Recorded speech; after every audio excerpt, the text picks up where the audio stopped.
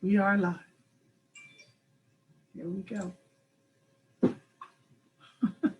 so excited. Good afternoon and welcome to the Ask Muva Lunch Hour Live, a program that is hosted each and every Wednesday by yours truly. My name is Andrea Lawful Sanders and I am your host for this incredible platform that I have through the Philadelphia Sunday Sun. Which is given permission through the publisher, Catherine Hicks, one of my favorite people, I have to tell you. If it seems like I'm showing favoritism, it's because I am. Catherine is one of my favorite people. She is very understanding, kind to those around her, and she lifts up her people all the time and do it very quietly. Today, I called her last week and I said, well, this is what we're talking about today. And she said, ooh. I had to do it, y'all. I had to do it. And I can't think of another person that I would do this with. I've got to tell you, she's like my mother, away from my mother. We live not far from each other. She checks my soul when I don't get things right. She loves upon me when she sees that I need loving upon. And she gives me everything I need to know about Black people, Pan-African studies, the history of these United States and what it means and why our people behave the way that they do sometimes. She talks about the epigenetics and how it's in our DNA. And there are things that we have to, we've been enslaved really only been free 1 year longer than we've been enslaved at this point. See, Doc, I learned. I absolutely learned. And so our people are still continuing to struggle. And so, you know, Doc and I talk freely. Her name is Doreen Loury, Dr. Doreen Loury. And she and I talked maybe a week and a half ago, Doc. And I said, man, this menopause. She said, girl. So if you are someone who is living with someone who is in the middle of menopause and it just seems to you that they're irritable, we're going to teach you everything that you want to know. If you are someone who's walking around with menopause and carrying the secret and behaving as if it's the holy grail of hell and you can't tell anybody, oh, we're going to debunk everything today. Let me get started by sharing the disclaimer because, you know, I try not to get Kathy in trouble because anything is liable to come out of my mouth. The advice offered during the Ask Muva Lunch Hour Live is intended for informational entertainment purposes only. Use of this broadcast is not intended to replace or substitute for any professional, financial, medical, legal, or other advice. If you have any specific concerns or a situation in which you require all of the above, please consult with an appropriately trained and qualified specialist. The Ask Muva Lunch Hour Live, its host, that is moi, the Philadelphia Sunday Sun newspaper and publisher, are not responsible for the outcome or results of following any advice in any given situation. You and only you are completely responsible for your actions. Well, you ready, Dr. Loury? You have to unmute yourself, madam. I'm ready. I am so excited. I am super duper excited. So I'm sharing this to my Facebook page so the folks can see, and then we're going to go right into it. Now, I just want you all to know, and Dr. Loury and I are very candid with each other, and we're about to be very candid with you. Somewhere in 2018, I woke up one morning and decided that I wanted to go back to bed. No apparent reason why. And this kept happening over a series of days. 2019, my husband kept saying, something wrong with you. You're not quite acting like yourself.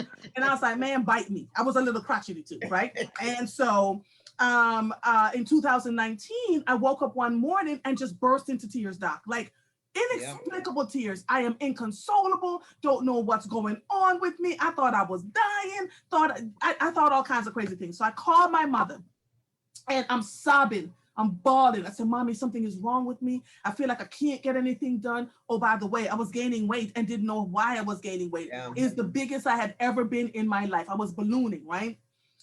My mother chuckled and she says, baby girl, you're in menopause. I'm in what now? She said, call your doctor and go to her and let her tell you what she is. So I went to go see my doctor. I made an appointment with my doctor, and my husband, bless his soul, didn't tell me. He knew when my doctor's appointment was. He showed up at the doctor's office with me. When I got there, he was sitting there waiting. And I said, I don't know what's wrong. So we go in and she starts to tell me that I am in the beginning stages of menopause. It's the bloating, it's the irritability, it's the, you know, and I'm crying. And I said, well, is this going to change? She says, no, it will take some years. Yeah. And it doesn't really get any better from here. And nobody tells you that once you hit your mid 40s, you're in that stride, it's all downhill, that we think our bodies are supposed to just continue to go the way that it would go at the age of 20. My husband now laughs. Every time I do something crazy, he said, I see my girlfriend menopause is back. I'm going up to the third floor. Mhm. So before we get fully into it, I'm going to give you some symptoms, right? And tell you a little bit an overview about menopause. It is the time, menopause is the time that marks the end of our menstrual cycles, women. So often women get a menstrual cycle starting nowadays, it's like 9 or 10. And when you go into menopause, your menstrual cycles start to slow down and end completely. That's when you know you're in full-blown menopause. It is diagnosed after you have gone 12 months without a menstrual period. Menopause can happen in your 40s or 50s, but the average age is 51 in the United States. Menopause is a natural biological process, but the physical symptoms, such as hot flashes and emotional symptoms of menopause, may disrupt your sleep, lower your energy, or affect your emotional health. There are many effective treatments available, from lifestyle adjustments to hormone therapy. And so, in the months or years leading up to menopause, perimenopause, you might experience these signs and symptoms: irregular periods, vaginal dryness. Lord, doc, we got a lot to talk about. Hot flashes, chills, night sweats, sleep problems, mood changes, weight gain and slowed metabolism, thinning hair and dry skin, and loss of breast fullness. Whew. All right, so let me go back to Doc over here so we can talk. You ready, Doc? I'm ready. Y'all don't know. So explain to people in your own words, what was it like? How did you know you were going into menopause however many years ago? And what were your symptoms and what did you do with it? Well, the first thing is everybody's different. So don't get caught up reading European language and trying to put women of color in that box, because there are some cultural differences when it comes to how we react to menopause and how people react to us. It's just like when we had our periods. We were silent. We didn't want to talk about it. You walked around holding either the Kotex or the tampon and not letting anybody know. So there was shame attached to it. And this same shame is attached many times to menopause. When Native people say this is the wisest time of a woman. And if you think about it, the Latin word is really talks about middle. So we're in the middle of who we are as women. Now, me, it was a little different. All right. Because I had surgery, probably a surgery should have never had. You know how they back then, I had fibroids, another thing that we get stuck with. Held on to them like they were my grandchildren for whatever reason, and in my system too long. So by the time it was time for me to have them removed, I was 35. And I had just moved to Philadelphia, still didn't want to do it, but was having literally outbursts of periods. No menopause, this was purely the fibroids. Right. Went to a doctor. First thing they said, of course, was we got to take them out. Mm-hmm. That conversation, it was, well, we might as well do a hysterectomy. I went, oh, no, no, no, no, no. Wait, but you were 35. They wanted I to do was a 35. hysterectomy at 35? At 35. And I said, no, no, no. Now, I didn't want any more babies. I knew I did not want to have that radical of a surgery. So I had them to do a partial, because again, I had to get these fibroids out because they were ruining my life. But she said something, and you may be thrown into menopause. And I'm like, ew. So I said, okay, did the surgery. I was fine for 5 years. Turned 40, standing in front of my classroom teaching. And you know how the underarm sweat gets you sometimes? My entire breastplate area had a circles around them. Wow. And standing in front of the class. Now, I knew something was going on because my poor husband, I was jumping his bones at least every other minute, okay? And he was okay with it, but he couldn't understand it. So menopause can make you horny, okay? All right? And I didn't know what that was about. Again, he was pleased. I was a happy camper. was a little frequent. Now, can we say it like that? And it was out of the blue kind of stuff. Out of the blue, like, ooh, you know, walk down the hall. I'm looking at him like, come on, brother. All right, you know. And he was like, what the hell is wrong with you? So then I knew I had to be going into menopause. And went to the doctor. I would not go on the hormones because the hormones, one of the side effects is a stroke. Really? I heard cancer. My OBGYN told me, she said, African-American women, she tries not to give us the hormones. She really said we shouldn't take the hormones at all, that we should find natural ways to do this. She said, because breast cancer and uterine cancer comes as a direct result. So not only are we going through menopause, we're struggling with trying to replace these hormones that we naturally had and can't use what they're prescribing over the counter, you know? If you all remember when Patti LaBelle was doing the commercial for hormones, for women going through menopause, and she stopped it because she was like, I found, and because her sister and her family history definitely had breast cancer in it.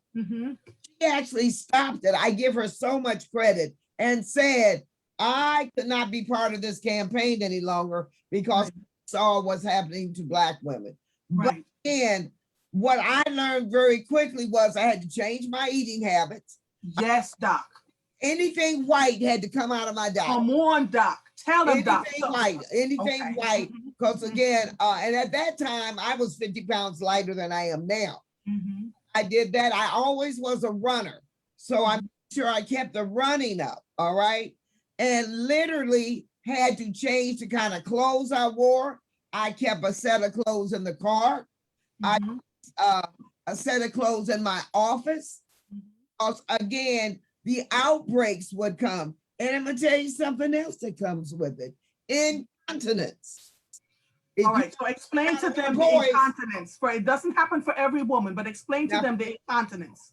There is, and even, it may not even be, it may be that little leak, that little whoop, okay?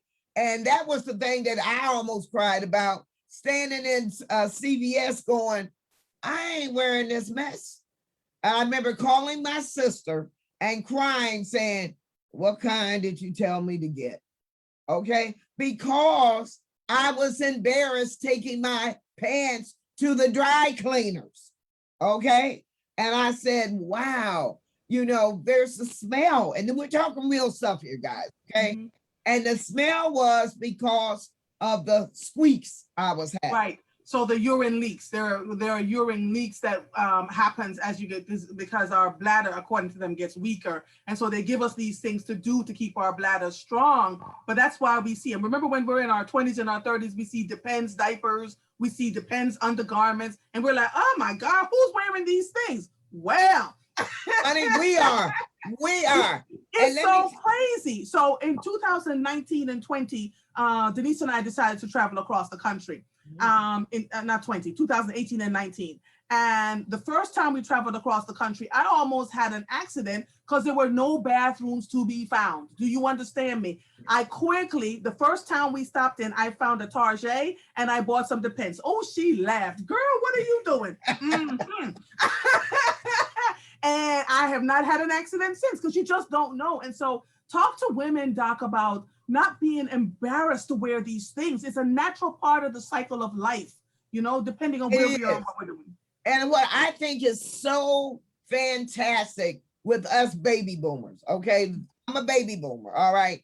I laughed, I said, where do you think that Viagra came from? Baby boomers. They were gonna be old, but they were like, they weren't gonna not have their fun. So when you now see beautiful Depends and beautiful black, and that really are quite sexy, I can guarantee you that's baby boomer action. We know that we're getting older. I'm 73. We know we're getting older, but we're not getting it. Our bodies in many ways are still functioning. I don't know if any of you saw the HBO series, Frankie and Johnny. Is that what it's called? Jane Fonda. And I have women my age go, what do you mean a vibrator? Yeah. If you want to stop being dry, start thinking about, and you have no. Oh, okay. All right, y'all. So let me just give you the disclaimer. We're talking about menopause and we're going very deeply into this conversation. So part of it is we talked about urine leaks. We talked about the emotional outbursts. We talked about hot flashes. In my house, in the dead of winter, the windows are wide open and the fan is on, right? With the heat running at the same time. And my poor husband is frozen half to death, but I can't, it feels like, let me describe the hot flashes to you. It feels like something from the inside of you is bursting to come out, and it's hot, hot, hot. I just had one talk. You saw me put pat in my forehead. I had a hot flash, and they come randomly. They don't just happen, you know. And then the other thing that we did with women won't talk about is the vaginal dryness. Now I have a women's group, and I said, well, what do y'all do when you have vaginal dryness? And they were like, girl, go to the store and get such and such and such and such. But we don't talk about these things. Why don't we talk about these things, Doc? And why are women so afraid to have these conversations? Well, again, one of the things I actually stopped calling them hot flashes and call them power surges, because that's what they are. They are power surges, because usually when you have it, that's power coming out of you as a woman. Again, culturally, we have to start thinking about it a different way. And I think we tie our gender to our sexuality so much that we can't think beyond the fact that I'm dry, I can't have sex, I can't do this, when you better either go find a lubricant or learn how to buy toys that will help you. Right. But Doc, so here's the issue though. Lots of women would rather not tell their mates, right? And it causes problems in relationships because the mates are thinking, you're not attracted to me anymore. You don't want to, all of a sudden you're standoffish. What advice would you give women to talk gently to their mates about this? Because it's not, me and my husband talk about it. We talk about everything, but not everybody is able to have that conversation. So what advice would you have for women who are of a certain age and they may or may not be married, but they're experiencing all these things that we're talking about? How do they have that gentle conversation with their mates? And it is a gentle conversation, but I also say that it's conversations you've had the entire time you've had a relationship. So if you're having this, all the wonderful stuff with the power surges and everything, poor Mike had to wear had to bed every night and a sweater, but he got it. He said when he saw how bad I was sweating, so I let him see the symptoms. I literally let him experience it with me, and I had to call him crying because I needed to change the clothes at one time. And he said, "What do you mean?" I said, "I can't come out of the bathroom." I was doing a lecture, and I said, because I have started sweating and it's coming through my clothes. And he came, and when I handed it to him, he said, I got to throw these away. I said, yes, because sometimes that power surge will have a little bit of an odor attached to it. Yes. The way it's coming out of you, And he said, whoa. So we had the conversation about this is what my body is doing. He was so open, and I went out and got him literature. I got him literature and said, read this. And what we did, we actually had a code word. When I was off the hook and really being like just totally off the hook, he would say to me, what are we doing now? That meant, is this you or is this the menopause? And it would make me stop and go, oh, shoot. Yeah, let me ask you this, Doc. There were times when my husband would just sit there, wasn't doing anything, and I would just look at him and go somewhere. I don't want to even look at you.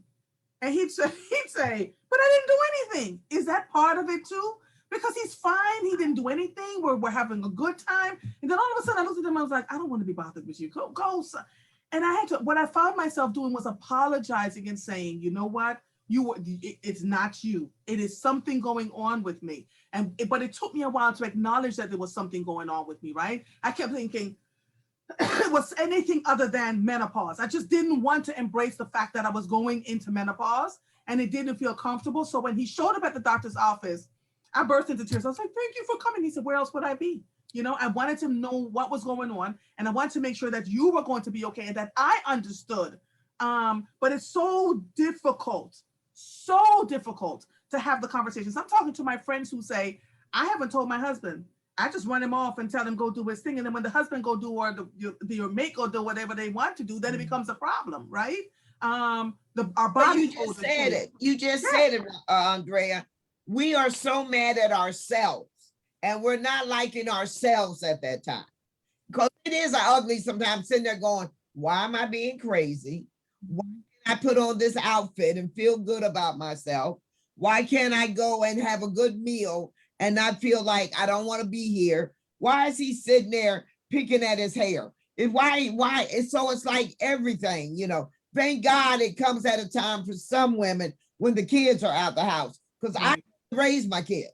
I couldn't have had them around me. But at the same time, it is about finding a support group of sisters that are willing to talk honestly about this, and then telling the men to do the same thing. Find a group, or either, like we used to tell our husbands, we get ready to go talk about this menopause. Y'all want to go in another room and have a conversation? Okay? So that everybody knew what was happening. What I think also happens is there is some mental stuff. It's a chemical thing going on. So mentally, there are times we need to go and get some happy pills or get something to help us get through it, okay? Because it is a time where we're feeling somehow that who we are as women is being diminished. And that's a cultural piece. Instead of going, wow, I'm gonna be done with this period soon. That's how I was seeing it. I was like, I will be done not having to worry about this period every month. I will be done not having to take a birth control pill every month. So you've got to find the flip side of it that is going to make you move forward in a way. It ain't about getting old, baby. It is really about getting ready to be better and wiser. As the Native people talk about, women at this stage are actually revered. We're not revered in our culture. Okay. In the Indian culture, it is. In the Native, European culture. Yes, when I went to Arizona, when I was traveling across the country the second time, Denise and I stopped in Arizona, where the Native Indian tribe, the women, the elderly women, oh my God, they revere them and love upon them and make sure they're okay. And it's like the wisdom that comes from them. And yet when we step back into reality and come back to our homes, here in these United States, it seems like the elderly, as we become elderly, then we're discarded. Not so in Jamaica. We love on the elderly and make sure we're taken care of.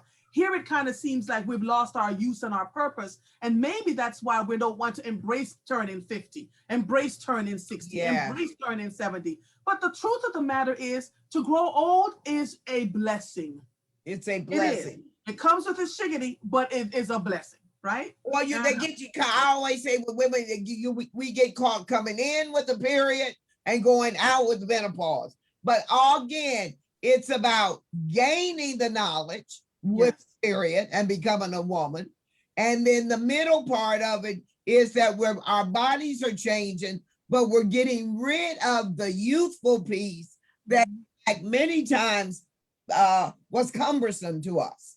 Many times it was cumbersome, even though, again, culturally, it's a release. It's a release, okay?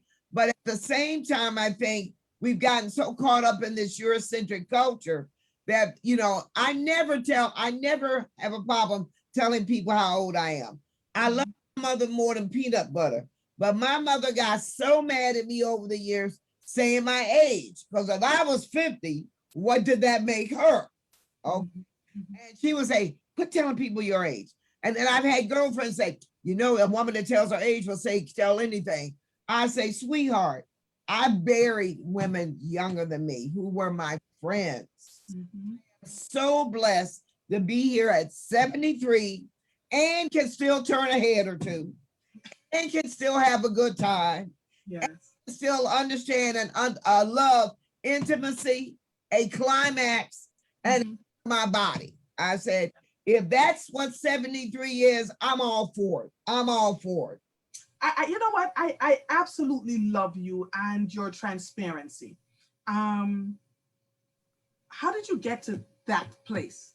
How did that happen for you? Were you always this transparent? Or did you grow into your transparency? Because there's so many women. I can see women now watching this, clutching their pearls like, oh, I can't believe they're talking about vaginal dryness. And I can't believe they're talking about hot flashes. And I can't believe they're talking about, but the men will, you're right, will go get their Viagra, go see the urologist, because quite frankly, women, while we're going through menopause, they're losing their testosterone and having a hard time, right? But if we can be understanding about the men in our lives and helping them to go see a urologist and making sure they get what they need, why aren't we so horrible on ourselves, right, Doc?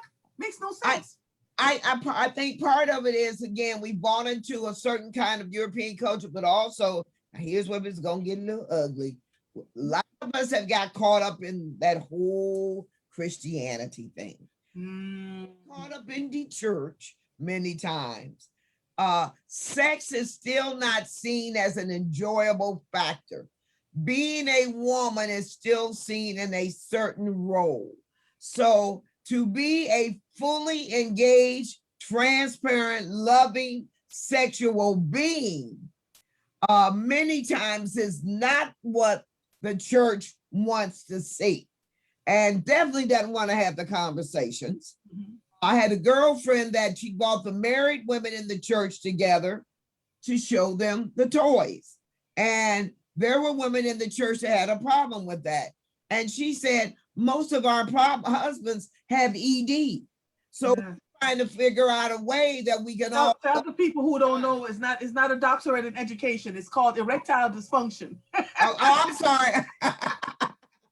Erectile dysfunction, exactly. Yeah. I'm sorry. And we were trying, and the women were saying, she said, we're trying to make sure that relationships can learn to be doing something differently. Right. All right. So again, the role of us as women, I'm talking about Black women, as Black women, so many times we're the nurturer with this, with that, but we're never about doing that for ourselves. You don't want to do for yourself, okay? People know that. I always say that.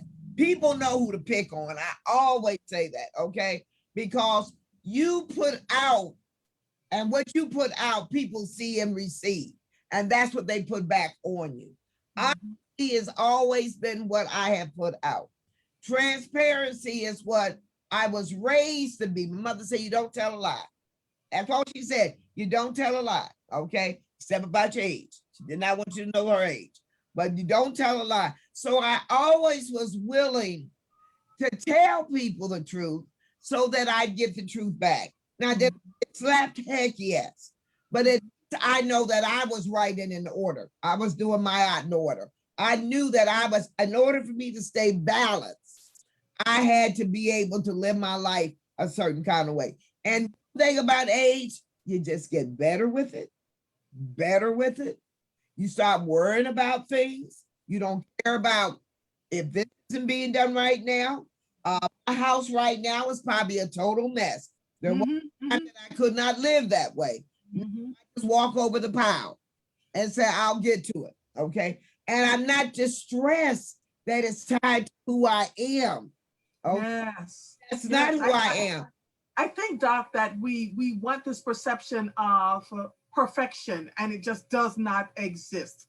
And especially in this last year with the pandemic and having to stay at home, I'm right there with you with the house. I remember waking up one day, going to ride my bicycle, coming in, and I said, whose house is this?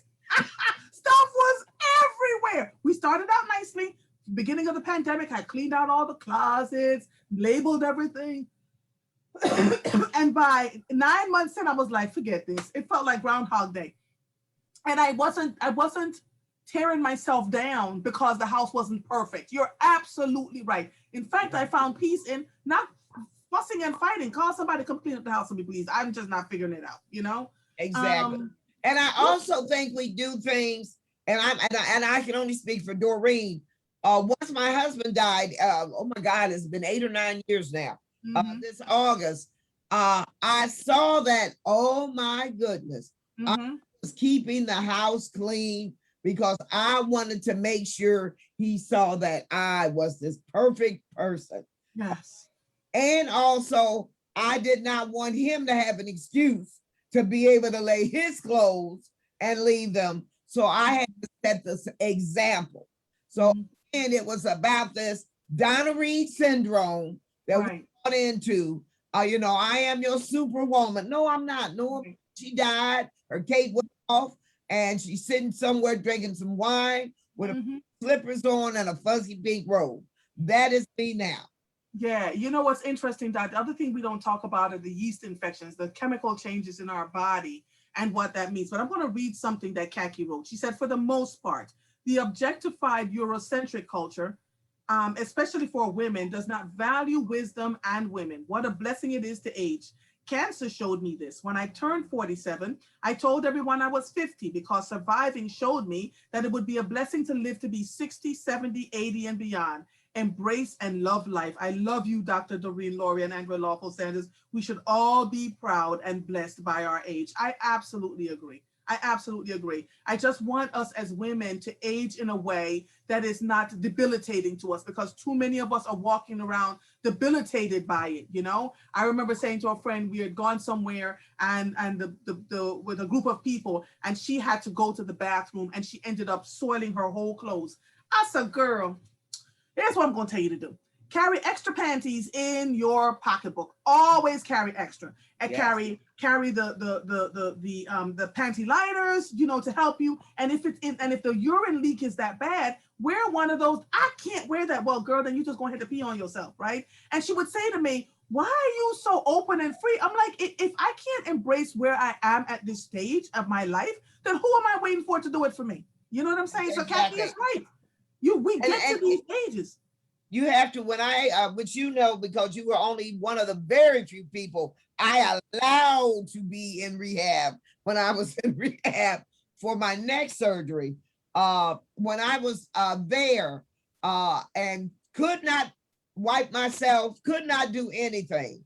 And I think the first couple, I was just depressed, really couldn't move around, we couldn't do anything. And the young lady came in, said, well, we have to put a diaper on you. And I said, excuse me? She said, you're going to have to wear a diaper because you're not going to be able to get up at night, yada, yada. So I went for it the first night. Then I called my daughter. I said, go to Target, go down the aisle where they got the Depends. And I said, and get the pretty pink or the black ones. So she called me back and said, mommy, they $29. I said, bring those to me. And so when she brought them, the young woman who was taking care of me was fabulous. I said, throw those out over there. This is the pack that we will be using. And she was from Haiti. And she said, oh, mommy, I knew, you were different. I knew you were different, you know. And I said, if I got to do it, I'm going to do it in style.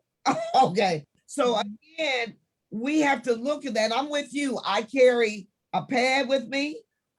If it's going to be with something that I cannot get to a bathroom, right, I am going to put on the Depend. Yep. And wear it, you know, because again, it's about your comfort.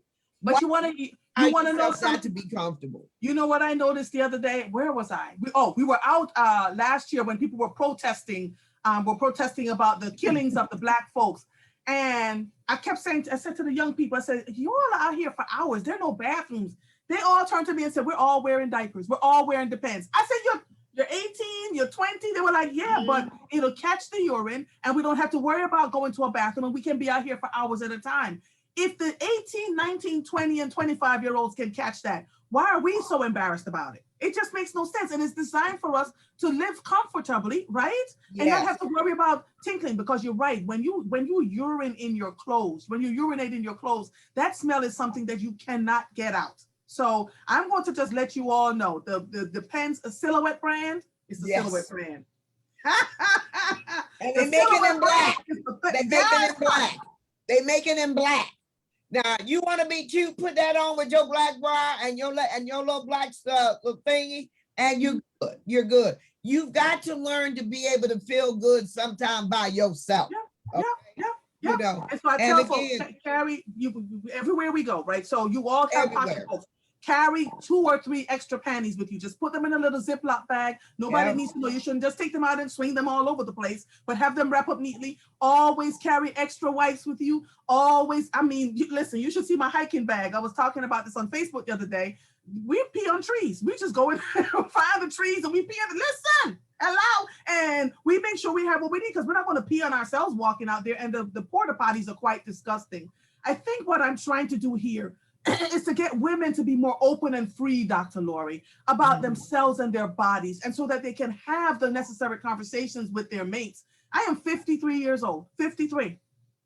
And I did not have an issue talking to my husband. I may have had it though if I was with someone else, because some men can be absolutely cruel, absolutely cruel, right? And so, what do you want? What do you think the men should be aware of as they see their women changing around them?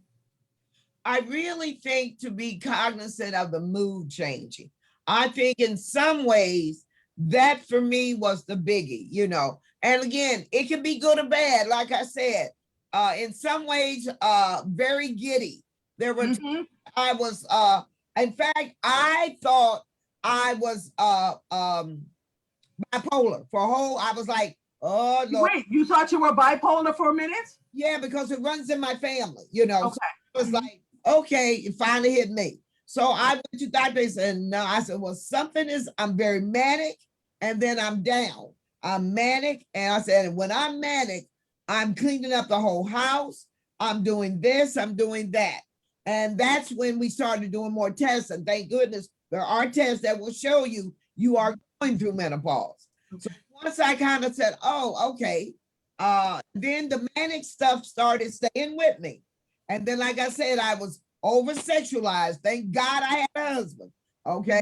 Because that part of me was really off the chain, okay? Yeah, but there are women who, instead of becoming over-sexualized, go in the other direction. Go in the other direction. Nothing at all from their mates, right? Exactly. And that came in spurts. That come in spurts where I was like, you need to go sit in the other, you need to go to bed in the other bedroom, okay? And he was like, no. We need to figure out why you telling me to go to bed. So again, I had a husband I could talk to. I did have one I could talk to. Ones that are not willing to talk to you, again, it's a tough road to hoe. It really is. And part of it is, I still believe letting them see the symptoms. So many times we hide the symptoms.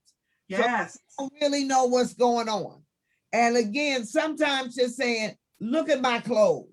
Look, this is me for I don't know how long. It's gonna be me for a while. So we got to set up some rules, some safe words, some whatever it is we need to do. If we want to stay married, and I'm real clear about that.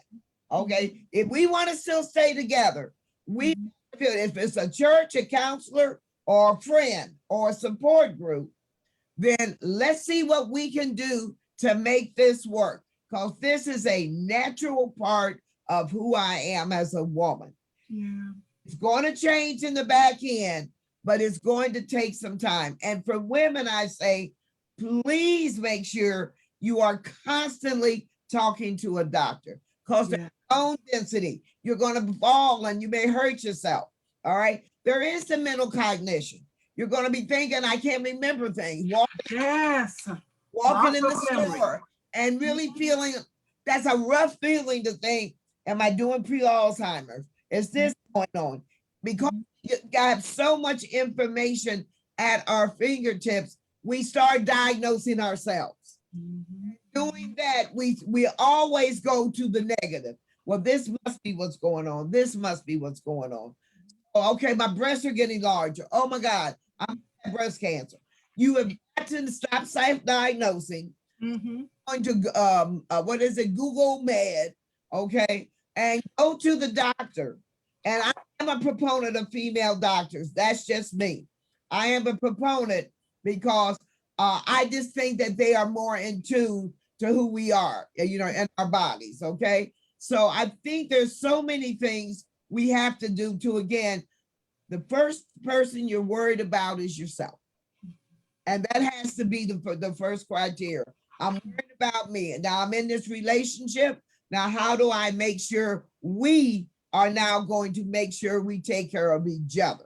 If you're taking care of yourself, wonderful. Where's your support group? Who can you call? When I have a girlfriend, I love her, dear. I hope she's on. Laura Reddick. Laura and I will be on the phone. And I said, Laura, the phone. I'm walking into the bathroom.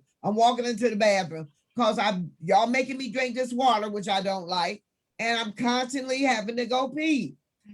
Laughing, and I was like, okay, I didn't make it. But I can say that to her.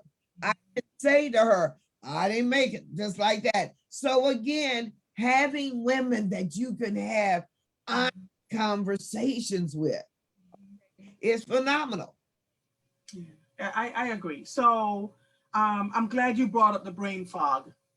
That is a terrible thing to go through, especially as you're trucking along and you can remember everything. Now I'm on the air just about every day, Monday through Thursday, and I am finding myself, I have notebooks because I am writing and writing and writing. The first time it happened to me, I was like, oh my gosh, I can't remember. And they just said it to me 2 seconds ago. Don't be afraid of the brain fog, y'all. There's a difference between having brain fog. My doctor described it to me this way. Your brain, since the time you were born, has been collecting all kinds of information. At some point, it can't withhold, it can't take everything in. So now it's trying to lose the things that it doesn't find to be as necessary, that you don't always have in your frontal cortex all the time. And so you will forget things. It does not mean you're going to have Alzheimer's unless you have a significant family history of, people in your family having Alzheimer's, et cetera, et cetera. So embrace the brain fog too. Just say, I tell my husband all the time, now listen, I'm going to forget that I lost my wallet the other day. Did you ever see me talking about it? Yeah. A whole hour trying to find my wallet. So then I got the little tiles. There's so many things out here that can help you. Go online, find the little tiles, you stick them in your wallet, stick them on your keys, you press a button on your phone and it lights up everything and you can find out what you're looking for. Stop trying to pretend like we're still 20 and 30. It's over. I also want women who are in their late 30s going into their 40s to really pay attention to what we're talking about, because whether you like it or not, you're going to have to go through it, right? It happens to us in different ways, but the variations of what we're talking about is exactly what you're going to go through. So I'm going to suggest you start journaling now, right? Start journaling, trying to figure out what it is that's happening with you now. And as you start to go through, and I see, Doc, women are starting to go into menopause earlier and earlier. You hear me? I don't know if it's the overload from constantly being on our phones, constantly working, constantly being online, but people are going into menopause earlier and earlier. So start taking these notes and then start to figure out key strategic things you can do to help yourself as each thing happens, right? I was able to call Dr. Loury. We laughed about the Depends diapers. I was like, girl. She was like, yes, honey. I was able to talk to some other girlfriends about vaginal dryness because it's a real thing. Y'all stop acting like it don't exist, right? About the brain fog, all those things, so that I can have my husband and I have an amazing relationship because I'm able to be open and honest with him about it. We are also finding that a lot of our friends are getting divorced at this age, Doc. Because they don't talk about these things, right? And well, it's actually worse than that, babe. It's worse. You know what it is? I need you to think about something, and you just gonna throw your hands up. You got two people in the house.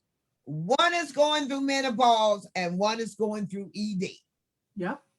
So you got people who are both losing their identities, the way they think it, the way they think it. And instead of helping each other, they're pulling away from each other. And God bless these men are willing to take on a heart attack by taking Viagra. Okay. All right. I mean, it's like, okay, do I get a stiffy or do I get a heart attack? Okay.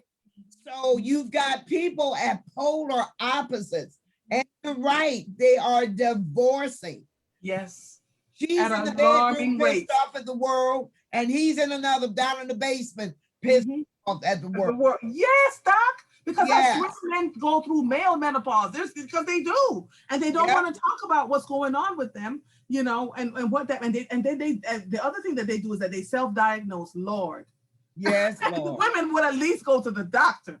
The men start self-diagnosing and you're like, okay, can we talk about it? And we're also finding men getting erectile dysfunction at earlier and earlier ages. I've known men I have friends whose husbands were had erectile dysfunction in like 32, 33 years old. But again, if we don't start having these conversations openly and honestly, how are we able to address them, right? It's just and understanding that what sexuality is all about as an intimacy. You know, that's the other thing. We think that all there is in the world is a certain kind of intercourse, you know, right. and not understanding that there are other ways of intimacy. To be intimate, absolutely. You know, being absolutely. intimate with someone, you know. Yep. So again, those are the things we don't talk about. Yeah, but that's why I tell folks all the time, please don't rush into a relationship because you're coupling in bed. Intimacy comes when the person is rubbing your back, making your breakfast for you, making sure that your shoes are on, making sure the gas is in your gas tank. That's intimacy, people. It is. Yes. It is in ways that you would never believe. Making sure that you have what you need to eat when you need to eat it. Making sure that you go to the doctor. Making sure that there are tires on your car. I just had to replace 4 tires on my car to the tune of well over $1,000. My husband was like, "Oh, go do what you have to do." But that's intimacy. When someone shows you that they care about you beyond the 2 seconds that you're in bed, that's what matters. And so we have to get to this place where we continue to talk about the things that are impacting us. You are not going to make it to the age of 70 without going through menopause. Let's just be clear about it. You're going to gain weight. You're going to figure out that something is wrong with you. Don't sit around trying to lose weight at all costs and making yourself crazy. Just adjust your diet. Here's the other thing. There are things you would be able to eat well into your 40s and 50s, and then one day eat it and it almost kills you. Your body will shift and tell you this doesn't work for you anymore. For me, it was shrimp. I ate shrimp like it was the second coming. The summer of 2015, I went to Sid Booker's and bought me some of them little shrimp, you know, charmed up them, coming to got home, chomping. And I'm upstairs doing something in the main bedroom, and I started coughing. My eyes started tearing, and then my windpipe, my air supply cut off. My husband walked into the room, looked at me, thank God the man has sense. He calmly put on his shoes, calmly walked me down. I said, "Where we're going?" I'm coughing. Just coughing. I said, "Where we going?" He says, "We're going to the hospital." I said, "Word?" When we got there and they opened my mouth and my airway was, so they rushed me back, hooked me up to an IV. And I heard, the last thing I remember hearing them say before I went out was, "She means the world to me. Make sure she's okay." And he never left my side. I woke up 4:00 in the morning in the hospital, in Abington Hospital, and he was just sitting there. The doctor said, "Girl, you are one lucky woman." Because he was all over us like white on rice. I do make sure she gets what she needs. And then I tried eating shrimp again, and it did it again. I was in Louisiana, New Orleans. Heading to the airport, I had to make the cab driver stop at the CVS to get me some Benadryl. By the time I got to the airport, not only was my windpipe closed enough, my eyes were this big. So there are things I just can't eat anymore. Did you experience that? Well, things happened to me that was so crazy. One just happened because I'm actually every now at 73, I'm still getting flashes at night. So it'll go away on you. Oh, yeah. But the thing that blew us all away last July 4th, I have never had vertigo in my life. Vertigo. Remember? And I was at my sister's, walked up the stairs. All of a sudden, I felt like I was on a roller coaster. That's the only way I know how to describe it. And I went in her bedroom and my heart was paid, and I thought I was having a stroke. Being one that in their 40s had 2 strokes, okay? I was like, call the emergency squad, I'm having a stroke. And I couldn't stand up. I would just be so dizzy. Well, we found out, I never forget the doctor said, "You have vertigo." I said, "What's that?"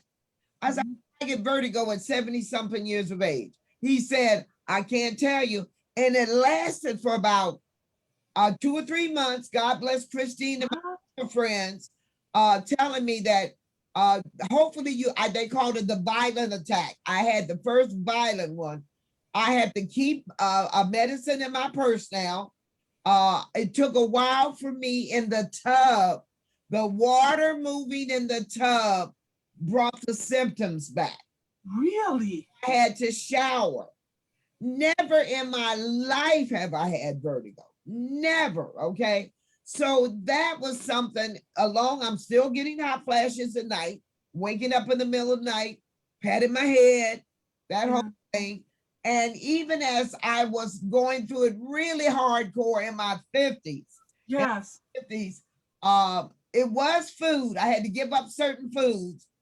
Only doctor said I'm one of the oldest Black women he knows that can still digest whole milk. I can still drink whole milk. I'm not lactose intolerant, even a little bit. But there are some foods now that give me, what is this called? When you reflux, acid oh reflux. my God, I thought I was having a heart attack in my 50s. In the middle of the night, hitting Mike saying I'm having a heart attack. We got to go to the hospital. Have we dressed in the car. I belched like an old cow.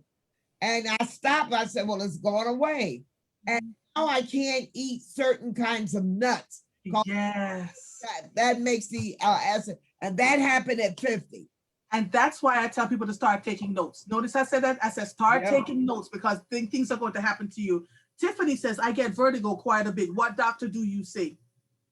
I went to University of Penn Medicine to do all the testing. I did all that great testing where you're on the thing and all that. I have to say, it went away. It went away. Every now and then, because I know the symptoms now. It happened 3 weeks ago. I was driving and I knew that there was the symptom that was coming. And I had to not look at the sun.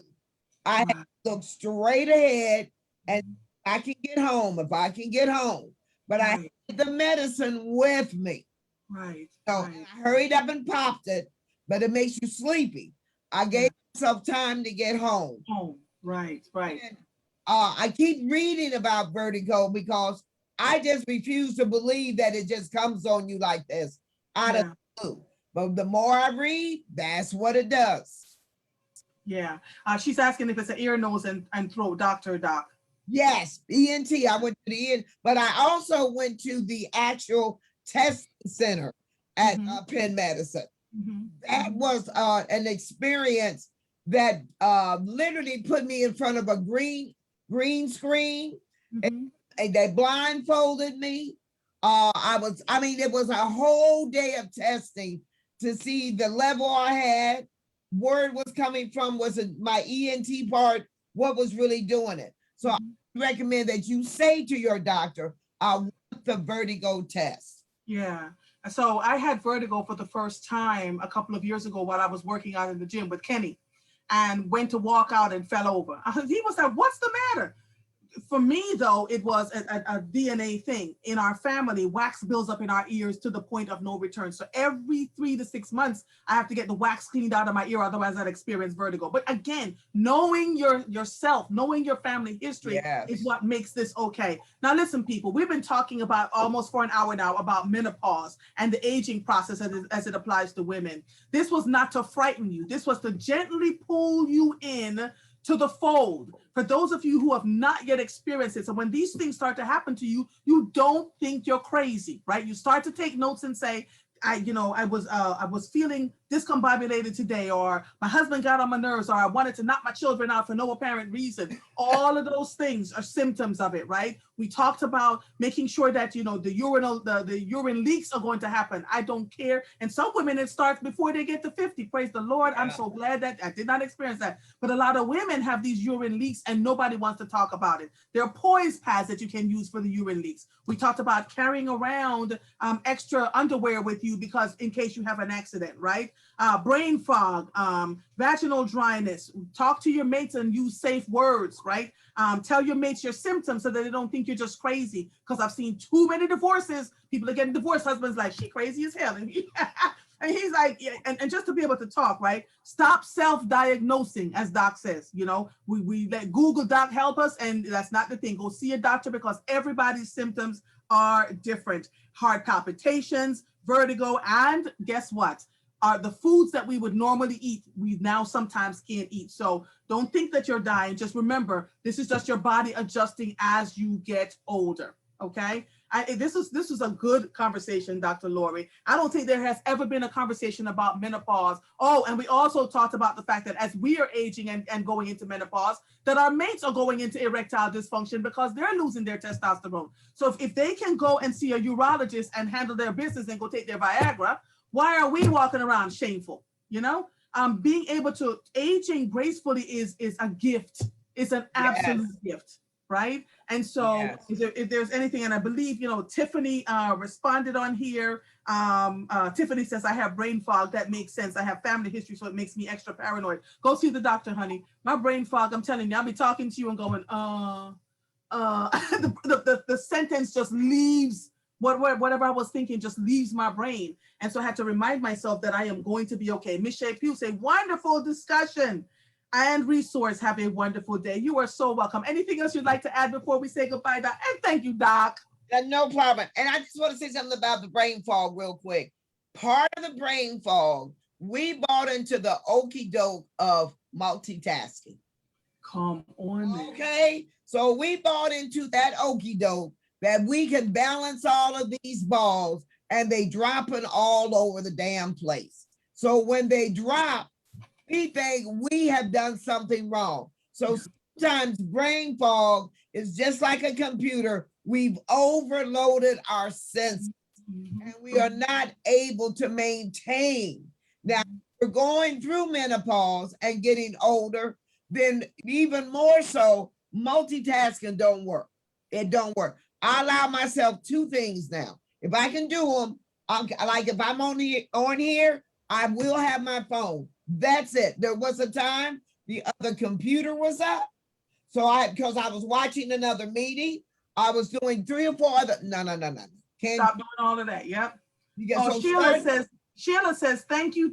I will turn 62 tomorrow and I'm going to be all right. Sheila, not only are you going to be all right, you're going to be more than all right. This is just the tip of the iceberg where we can open the discussion for women, specifically women of a certain age, to have this conversation. And if you can't find anybody to talk to about it, Sheila, call us.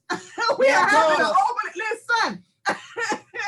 We're happily open to talk about it. And so Dr. Loury just said, multitasking is too much. You're absolutely right. I ain't doing 5 and 6 and 7 things at one time no longer works for us. And we should not be ashamed of it. When somebody calls you and say, do X, Y, and Z, say, nope, I've gotten so good now, Doc. I said, nope, can't do that on this day because I already looked at all the things that I'm doing and I go, I can't add another thing. I know myself, right? And so someone says, is ambient good? Angela is asking, is ambient good? I'm not a doctor, but I know when I tried to do it, it put me in a fog the next day. Okay, what's ambient? Ambient is it's like Valium, you know, like that. And happy pills can work. I've had to do happy pills in my life. Okay. But what I had to do was find something that the next day I didn't feel like I was having a hangover. Now, I like melatonin. Melatonin really chills me out. I am getting ready to look into the world of cannabis, okay, and look at the gummies. So I'm getting ready to do that to see how that is. Because one of the things that does happen with menopause is and getting older is you lose sleep. Thank you. It's the one thing I forgot. Oh my God. Yeah. I have not gotten a solid 8 hours of sleep in years. So I'll sleep for 2 hours, wake up, eyes wide open. Sleep for another 2 hours, wake up, eyes wide open. So the CBD that they're selling, and they're selling them everywhere now. So you can get them, kind of relaxes you to the place where you drink your tea, you go off to sleep. I have melatonin too, Doc. I live by melatonin. I don't lose because it's a lot. The losing, and they say when you don't sleep, then Alzheimer's, hits you differently, right? So I literally force myself to go to sleep. And the other thing is, I make no apologies. I am up at 4 a.m. By 7 o'clock, I'm in my bed, wrapped up in the blanket, like forgive me, Father God, but I'm going to sleep. All this running up and down all over the place and going to bed at 10 and 11 o'clock at night and getting back up at 4. Nope. Be graceful with yourself. Find grace for yourself, for your heart, your soul, your mind, your body. Please, people. I am hoping that this conversation today was incredibly helpful. Ms. Shea Pugh said, learning to say no is a must. I don't want my plate full of other folks' stuff.